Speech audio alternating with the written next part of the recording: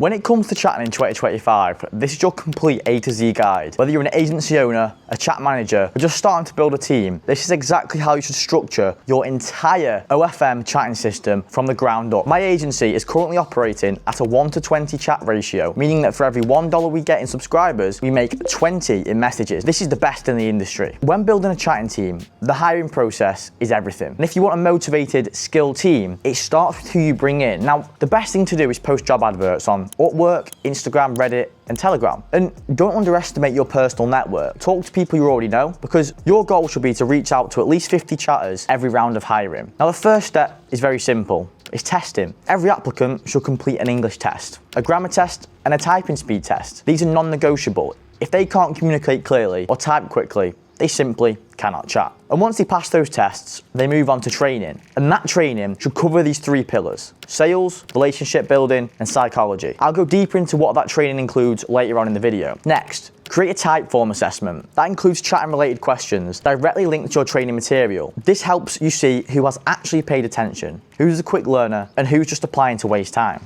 If a chatter can't be bothered to study and complete an assessment, they're not someone you want in your team. After that, you'll hold a live training call for everyone who passes. This is your chance to test them in real life. Create scenarios, drop them into real world chat situations, and ask how they respond. Watch how they think under pressure, how fast they adapt, and how emotionally intelligent they are. So from that call, shortlist your top 3 to 4 chatters. The next stage is the demo chat. Now, this can be done with your chat manager or with you personally if you haven't hired one yet. This test will show you how quick they can think and how much emotional intelligence they have when actually chatting with a fan. If they perform well, they move to the shadowing phase. Now, during shadowing, they'll essentially watch a current chatter or you to understand how to navigate the vaults, how the page structure works, and how to embody a specific creator's tone and personality. After a few shifts of shadowing, they'll start chatting themselves, but under supervision. They should share their screen while being in a live call with a chat manager so they can be corrected in real time rather than later on. But once they're capable of chatting independently, they can be left to work solo. But training should never stop there. You should run 2 coaching calls per week with your entire team and offer daily one-to-one coaching during shifts. Now, consistency and feedback is what creates top performing chatters. The most effective team setup is 4 chatters per chat team, working 12-hour shifts. This gives them 1 day on and 1 day off. It keeps them motivated, prevents burnout, and gives you full coverage 24/7. For structure, 1 chat manager should oversee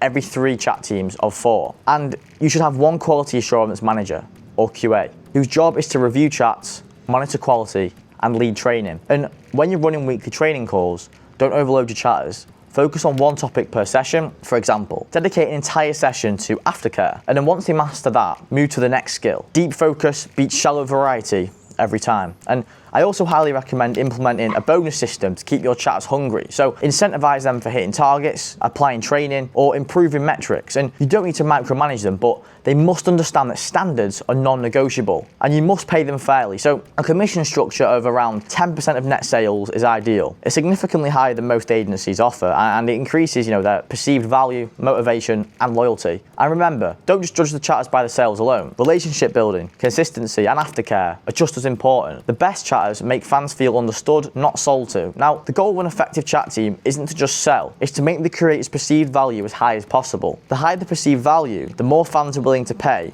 and the longer they'll stay subscribed. A good way to do this is by not giving fans everything straight away. Don't sell the most extreme or exclusive content immediately. Instead, make them earn it. This can be referred to as a VIP system. Fans should feel like they're working their way up to more access, that they've earned the right to see the content that they originally subscribed for. This builds anticipation, makes them value the creator more, and increases their willingness to pay higher prices. It's basic human psychology. People crave what they can't immediately have. And to make the most money possible, your focus should be on selling pre-recorded sequences or scripts. This is where the model records 8 to 10 videos in the same outfit, starting tame and becoming gradually more extreme. Now, these videos are sold to subscribers as if they're being recorded live, meaning the fan feels like they're part of a real-time experience. Now, each video increases in intensity and value, with the final few sold for premium prices, up to $200 per video. This is powerful because instead of selling 1 single video for $200, $100, you now have the opportunity to sell a full 10-part sequence, potentially generating 10 times the revenue from one interaction. It also makes the experience far more enjoyable for the fan, as the encounter unfolds over a longer period, keeping them emotionally engaged and anticipating what comes next. The key to making this work is mastering the transition from regular conversation into selling content. It needs to feel natural, organic, and emotionally connected. If the fan feels like they're suddenly being pitched or the content isn't being made in the moment, they'll lose interest and likely never come back. Authenticity is what sustains high conversion rates and repeat buyers. And this brings me to one of the most important parts of chatting. You can't chat the same way for every creator. Every model has a different personality, a different energy, and a different brand. And your chat style has to reflect that. The best chat teams don't just message fans, they embody the persona of the creator. For example, an 18-year-old model is going to sound completely different to a 43-year-old woman. The tone, slang, humor, and maturity level,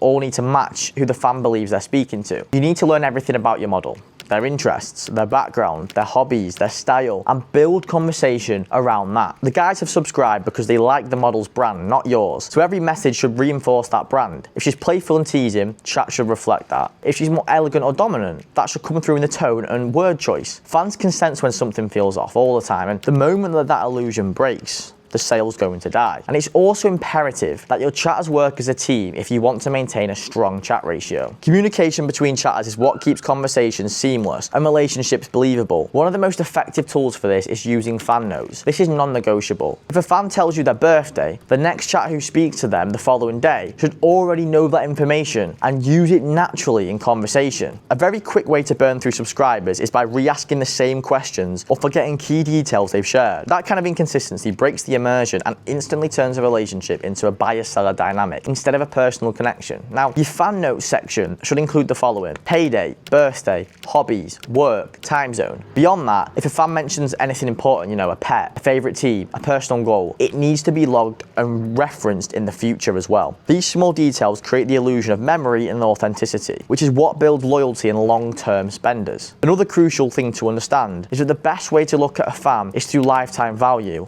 or LTV. You should always be thinking about how to maximize LTV, not just short-term sales. For example, when a fan finishes, you might have the choice to upsell them even more content or to focus on aftercare. If you push too hard and keep selling right after they've finished, you might make more money in the moment, but they're far less likely to return. Instead, focus on long-term value. I'd rather a fan spend $50,000 over 6 months than spend $25,000 in 1 month and never come back. The goal is to nurture, not drain. Sustainable profit beats short-term greed every single time. In terms of what you should actually be training your chatters to do, this is the real foundation of elite chatting. They need to learn how to sell without sounding like they're selling, how to build anticipation and excitement, and how to mirror a fan's energy and emotions, how to ask questions naturally, without sounding like a bot, and how to sound exactly like the creator they're representing, how to lead the conversations, how to warm them down, and how to transition topics smoothly, and how to identify buying signals, and how to treat whales, your big spenders, and how to form deep emotional bonds that keep fans loyal long term. And finally, chatters must learn to chat freestyle. This means no one-size-fits-all approach. Every reply should be thought out and tailored to the specific fan. Freestyle chatting allows chatters to adjust to each subscriber's tone,